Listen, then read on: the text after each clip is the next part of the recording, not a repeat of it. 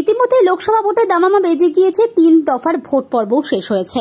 প্রতিটি জায়গায় দেখা যাচ্ছে মনোনয়নপত্র জমা দেওয়ার হিড়িক।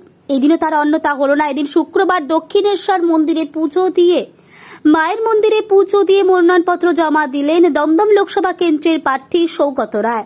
তার সঙ্গে পুজো দিয়ে মনোনয়নপত্র জমা দিতে গেলেন বরানগর বিধানসভা কেন্দ্রের প্রার্থী সায়ন্তিকা ব্যানার্জি। তাকেও দেখা গেল একই সাথে মনোনয়নপত্র জমা দিতে।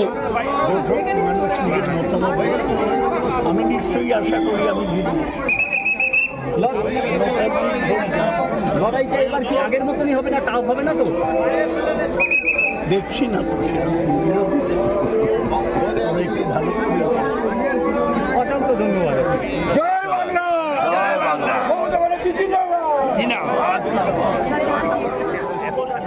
মায়ের কাছে কি চাইলেন?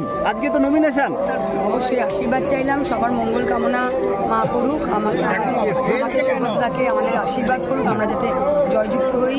আমাদের মমতা বন্দ্যোপাধ্যায়, আমাদের দিদিমণি যেন ভালো থাকেন, সকলে মানুষজন সুস্থ থাকেন।